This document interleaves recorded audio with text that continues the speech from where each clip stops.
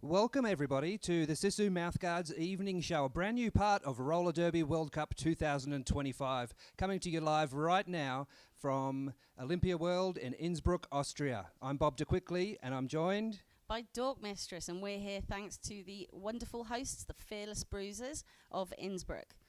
And what an end of a hot day it has been, Dork. It has been hot all day here today. We appreciate your forbearance and putting up with some of the streaming issues we've had, which have been largely heat related. The equipment doesn't like the heat very much, nor do the skaters or officials. And it's not just been hot in the venue. The action has been super hot as well. We said that today the evening show was going to be about what did you miss? And you missed a ton. How about some headlines? Headlines. Of 24 games today, 5 of those games had been between teams who had played against each other before. So that's 19 who haven't at all ever played each other games. Including all of our brand new teams appearing at the World Cup for the very first time. And we had a proposal on track 2 at the end of Australia versus Salam. And thankfully, they said yes. Thankfully, they said yes. I'm not sure if we caught that on the coverage, but we're looking for some footage of it. And Misty Maven for England Roller Derby managed to sustain 100% lead jammer percentage throughout an entire game. Yeah, that's worth talking about, and we'll be having a look at that in some of our highlight packages that we're working on at the moment. Gaz from New Zealand lost a truck mid-jam after receiving a star pass, carried on with the jam and still managed to pick up 4 points, truckless. Yeah. USA Roller Derby did not have the biggest winning percentage in the game today, and we'll get into that a bit later. But the highest scoring jam, 36-point jam by Harp Attack for Team Iceland against Team Desi late this afternoon. Had a couple of 32 points, but then Harp Attack came out with that smashing 36. Yeah, so let's have a look at some of the games that did play out today.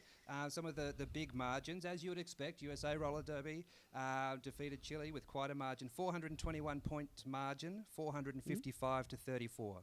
We had 5 games in total with over 370 points, and we'll get into in a minute why that's important. Australia 400, Salam Roller Derby took 24 points, 376-point margin. And with a 380-point margin, Team France over Team Austria, 427 to 47. And Iceland, 452 to Team Desi's 82, 370-point margin. You had to get 370-point winning points in order to get onto that list. But by far the biggest margin for the day was Team Netherlands defeating Team Taiwan, 548 to 16. That's a 532-point differential. And it's worth noting that Taiwan 16 points, all won by pivots caused by a star pass. So, that's just an incredible statistic on its own. So, we all knew that day one was going to have these big swings. And I remember just this morning saying, well, there's gonna be some surprises. And we have had some surprises. We've had some really tight games, and we've had a bit of an upset. We have had a little bit of an upset. Our closest game for today was a 12-point margin, and that was between Team New Zealand and Team Spain, with Team New Zealand taking out the win with 151 to 139. Well, actually, apologies, my notes were incorrect, so that's on me. That was the surprise. New Zealand were not expected to win that game. Spain were coming into this with a higher rank, so that is the upset for today. The closest game was Fuego Latino versus Wales. Now, that game had everything. So Fuego Latino were quite comfortably in the lead, and then fortunately, their sort of lead point scorer had avoidable contact with an official and was unfortunately not allowed to continue in the game, which allowed Wales to catch up, and they were only 9 points behind when the last whistle went. There was also some, sort of technical rules shenanigans, because the last jam had to be called off because there was blood on the track, so then we got an extra jam, and so it had all of those thrills and spills and that roller coaster of emotion. So that if you have to go back and watch one game today, that's the game to go and watch. Absolutely. Some other close games. We had Team Korea narrowly defeating Team Greece by 49 points. and Indigenous Rising with the 23-point victory over Japan, 146 to 123. And the Korea-Greece game, at one point Greece were over 100 points behind and managed to get back into close to contention. So, and I think the other thing is what's been absolutely evident in every single game is the passion that all of the teams have brought. Everybody has come here to give everything that they have on the track. So even when you're looking at games like USA Roller Derby Chile, which had that very big points differential, Chile fought every jam and fought for every point. And as you can imagine, when they were scoring, the roof went off the place. Yeah, even from the very first games this morning at 9 a.m. here in the stadium, the stands were full, particularly some of the European teams, much closer for those guys to travel, really vocal and really excited, really great energy in the stadium. I was sat down towards the track during France-Austria, and every seat was full. Well, they weren't full, people were standing, and it's 3 tiers of seating. And so you can literally look up and you just see people all around you and the volume of noise. And that game we were able to bring in the venue and on the stream in English, French and German. The first time we've had a trilingual stream? I believe so. And that's because we want to bring the stories of this World Cup back to people in those countries in their language. But that was quite exciting, and you could see different parts of the audience cheering at different points of the coverage. But that was an experience I will definitely take away for today. Obviously, it mattered to the teams what the score was, but I don't think it mattered to the audience as much. They just wanted to see their teams play. And I also got to sit and watch the Sweden-Scotland anthems. Yes. And Sweden, Lorene's Euphoria, fantastic, raises the roof, and the whole room is dancing. And then Scotland come out with Flower of Scotland, and there was barely a dry eye in the place. But the noise that just a few hundred people could make, it was absolutely wonderful. It has been a great energy here despite the heat and all the sweatiness. So, what does all of this mean? The reason for all of these matchups today under this accelerated Swiss tournament structure is to try and identify who's going to be a closer matchup for tomorrow. And we can now announce all games? Yes, they've just updated the last of the games as we've been standing here. So this is literally hot off the press. We can tell you what the matchups, the times and the tracks are for tomorrow. Obviously, information on social media will follow very soon. But Bob, would you like to kick us off? Yeah, so kicking off on track 1 at 9 a.m. tomorrow, we have USA Roller Derby taking on Fuego Latino. And then on track 2 at 9:30, it is Australia versus New Zealand. Track 3 at 9 a.m, Chile versus Colombia. Track 4 at 9:30, Spain versus Wales. Track 5 at 9 a.m. is Ireland versus Mexico. Green I on green. want to see that. Then back at 11 o'clock on track 1, it is Canada versus Black Diaspora. That's going to be one to watch. I'm looking forward to that game. Ooh, I've got shivers, even in this heat. This middle slot of tomorrow morning is looking like a really fun time for me. Track 2, 11:30, England versus Belgium. And then at 11 a.m. on track 3, it is Salam versus Germany. Track 4, Jewish Roller Derby versus Denmark.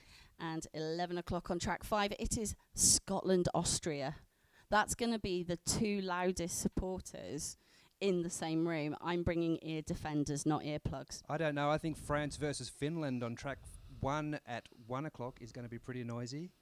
And then at 1:30 on track 2, it is Argentina versus Sweden. And that's all of our upper half draws. We move now to the lower half of the tournament draw. So on track 3 at 1 o'clock, Philippines versus Korea.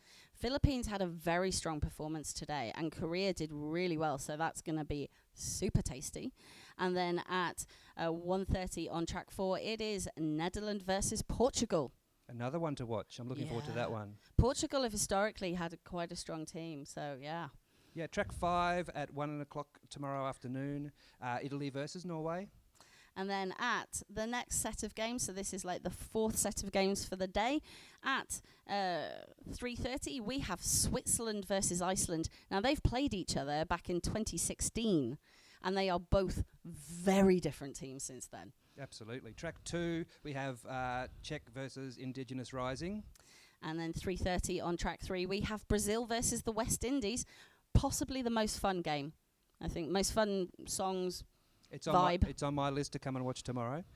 Track 4 at 4 o'clock, Japan versus Greece. It's going to be a fun one as well. Yeah. I mean, Greece got so much heart out of that performance against Korea. Love to see that. So 3:30 on track 5, Vietnam, Slovenia. Now, those two teams I haven't been able to see yet, so I'm going to make time to go and see that. Back on track 1, and the final time slot of the day, 5:30, Chinese Nations versus South Africa. And then at 6 o'clock on track 2, it is Babushka versus Desi. Another interesting one to watch. I'm looking forward to that. Track 3 at 5:30, Puerto Rico versus Poland.